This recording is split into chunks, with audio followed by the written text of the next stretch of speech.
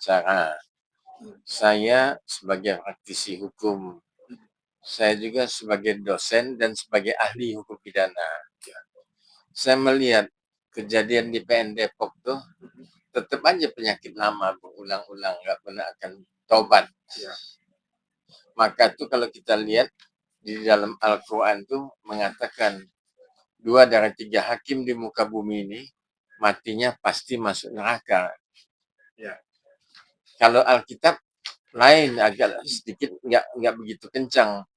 Alkitab di dalam Pengkhotbah 3 ayat 16 mengatakan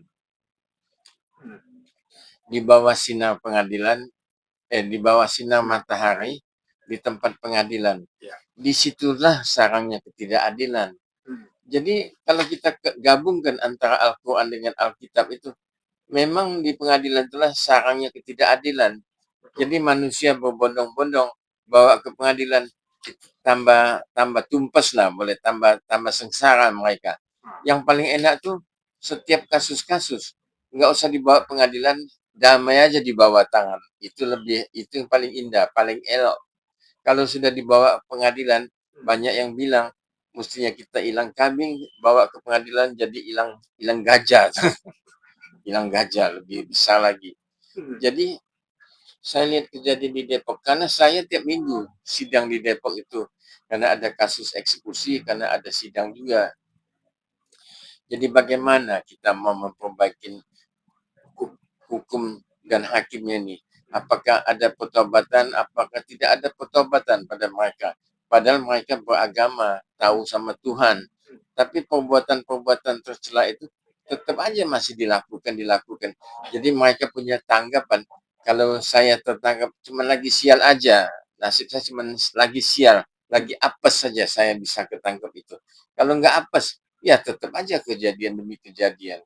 Kalau saya lihat tuh, tindak pidana korupsi ini, sudah saya bilang sama Pak Lian, sepanjang tidak ada hukuman mati, tidak akan pernah berhenti tindak pidana korupsi. Coba mati kena tuh, siapa yang kena korupsi dimatikan. Apalagi dia sebagai penegak hukum memberikan contoh yang sangat tidak baik. Matikan aja. Misalnya saya korupsi, saya bersedia dihukum mati kalau saya korupsi. Hukumlah mati supaya kayak di Tiongkok itu, di Cina tuh. Tiap tahun tuh ada 5-6 ribu orang yang korupsi dihukum mati. Kok kenapa di Indonesia tidak?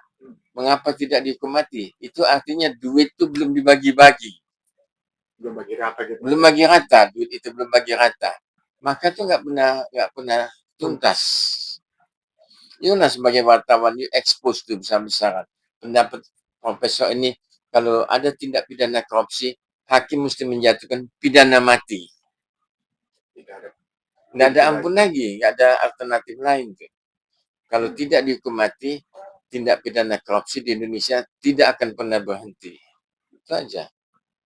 Nah, Ketua Mahkamah Agung RI dalam berbagai kesempatan pernah menegaskan bahwa integritas adalah harga mati.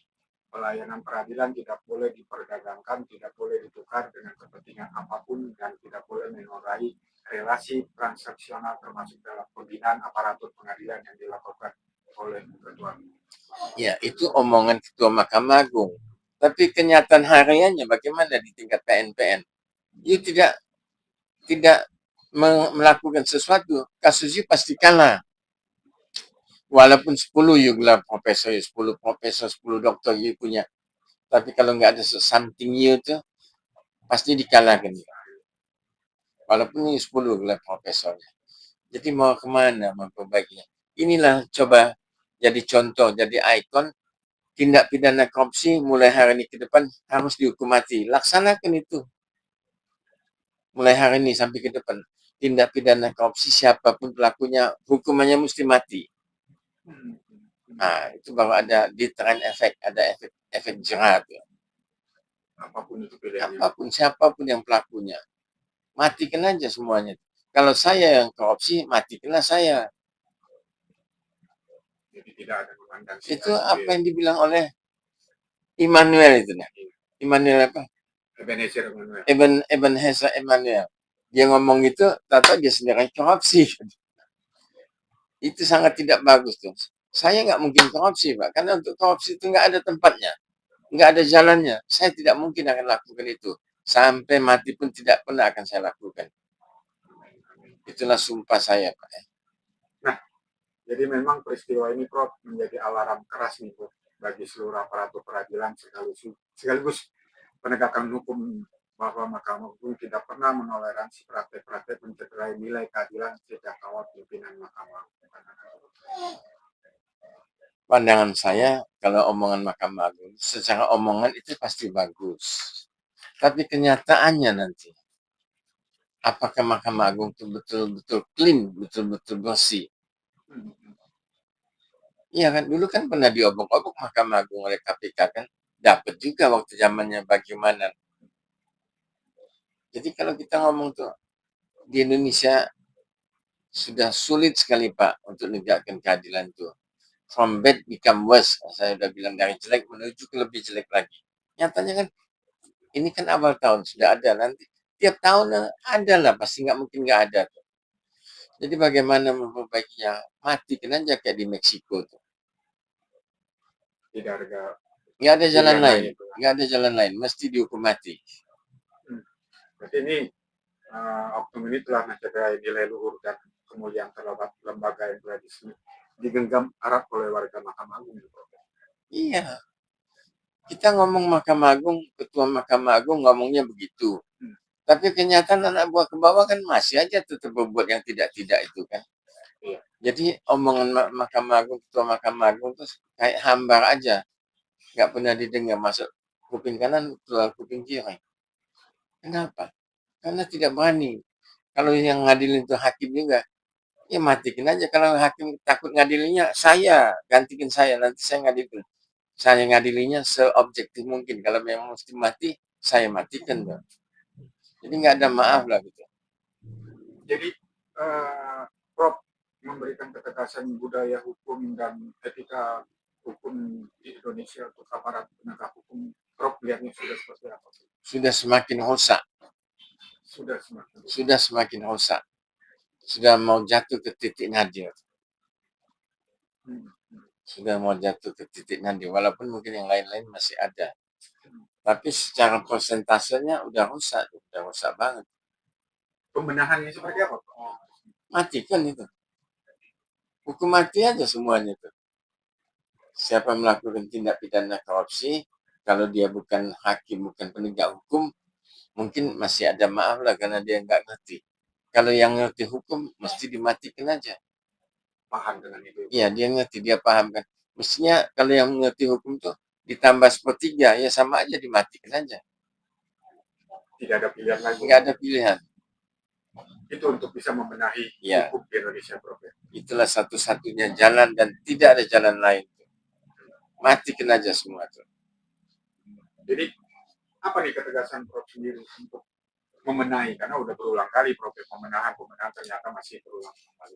Kenapa? Karena pembenahan itu tidak menyebabkan efek jerah. Karena ending dari ujung vonisnya itu kan tidak ada yang mati. Endingnya tuh. Kalau dimatikan di tingkat PN, di PT-nya diturunkan seumur hidup. Nanti di Mahkamah Agungnya diturunkan lagi 20 tahun. Dia jalannya cuma separuh, nanti kan separuh. Balik dia sudah setengah, 50% aja. Sebetulnya Pak Lian, di Indonesia nih segalanya paling enak. Nyari duit paling enak, makan paling enak, di sini ceweknya banyak, macam-macam. Tapi dasar manusianya moralnya sudah bejat. Bejatnya di mana? Itulah tadi maling lah. Jadi kalau saya analisa, setiap yang jadi pemimpin, ini oknum ya. Kerjanya nggak ada, pikiran dalamnya. Mau maling tuh lah Pak, mau korupsi itu aja. Maka tuh saya nulis buku tentang Franz Emerson tuh. Siapapun jadi pejabat ini, pikirannya macam mana bisa maling masuk duit ke kantong. Pandangan itu nggak ada. Jadi untuk apa jadi pejabat? Nggak usah ada pejabat. Nah, nggak perlu pejabat itu kalau endingnya tetap mau maling kan. Nggak ada guna, Pak. Close-nya, Prof. Jadi budaya hukum yang seperti apa, Prof, untuk bisa merubah citra hukum di Indonesia supaya tidak akan terjadi lagi OTT dan penangkapan seperti ini? Yang pertama, itu yang hakim, jaksa, atau polisi yang sudah expired atau sudah terlalu lama bercokol di tempat itu, mesti digantikan dengan akademisi, Pak. Jadi hakim dari akademisi, jaksa dari akademisi, polisi dari akademisi. Nah, kalau mereka sudah digantikan dengan akademisi, maka hukumannya mesti ditambah sepertiga. Sepertiga, Prof. Ya, jadi kalau misalnya dia 10 tahun, ancaman hukumannya, maka dia mesti jadi 13 tahun atau 14 tahun ancamannya berubah. Karena dia dianggap orang pintar dan karena dia dianggap orang ahli. Nah, itu mesti.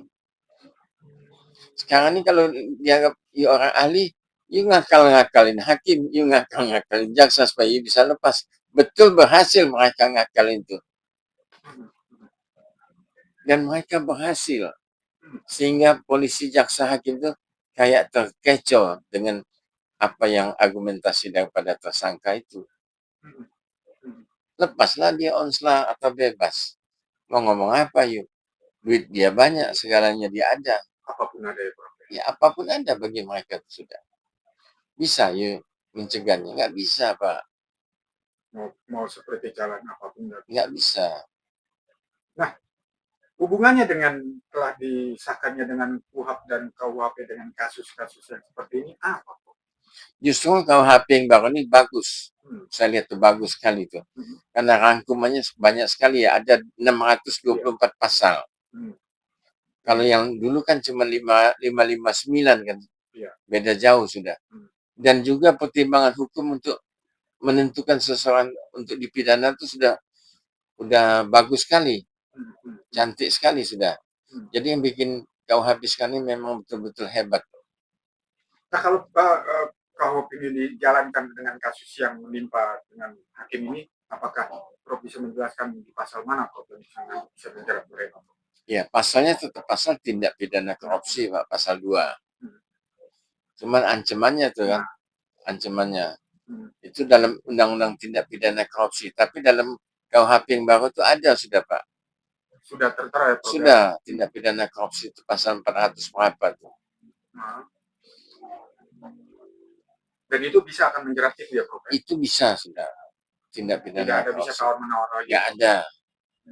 Nggak ada tawar-menawar. Berarti apa terakhirnya ketegasan Prof dengan kredibilitas para penegak hukum hingga sampai saat ini dari atas sampai ke bawah? Jadi kalau saya lihat mereka tuh Pak dalam pendidikan ajarkanlah takut sama Tuhan, Pak. Dalam agama apapun juga. Kalau dia sudah takut sama Tuhan, mungkin dia mau berbuat yang tidak-tidak tuh mikirlah ribuan kali atau jutaan kali. Sepanjang ajaran takut akan Tuhan itu tidak dia maknain dengan kondisi, dengan baik, maka perbuatan itu pasti akan berulang-ulang terus, Pak. Sampai kapanpun. Sampai kapanpun. Ada lagi, Prof? Saya rasa cukup tuh. Kenapa? Ini masalah cacat moral. Sudah cacat moral sudah menimpa hampir semua hakim-hakim, Pak. Semua lini ya, Prof? Ya, semua lini. Dengan alasan kalau dia ketangkep tuh saya lagi apa saja, saya lagi sial. Maka yang lain juga sama pandangnya. Kalau yang itu, oh, dia lagi sial aja. Kalau dia ketangkep dia, aku juga lagi sial, maka ketangkep. Berarti tidak ada pengaruhnya, Prof, untuk kenaikan gaji kemarin ya, Prof? Jadi dinaikkan gaji 24 kali atau 50 kali atau 100 kali, tetap mental dan moralnya sudah sangat jelek, Pak. Sudah sangat jelek. Naikkanlah 100 kali, tetap aja maling tetap maling. Nggak mungkin bisa diperbaiki, Pak. Kecuali diterapkan hukuman mati. Nah, mungkin itu jaminannya, Prof. Itu jaminannya. Garansinya yang pasti. Iya, matikan aja. Satu aja yang dihukum mati, yang lain baru dia takdikduk langsung. Matikan aja satu. Apa yang ini atau yang mana nanti matikan aja. Oke, terima kasih banyak, Prof. Iya.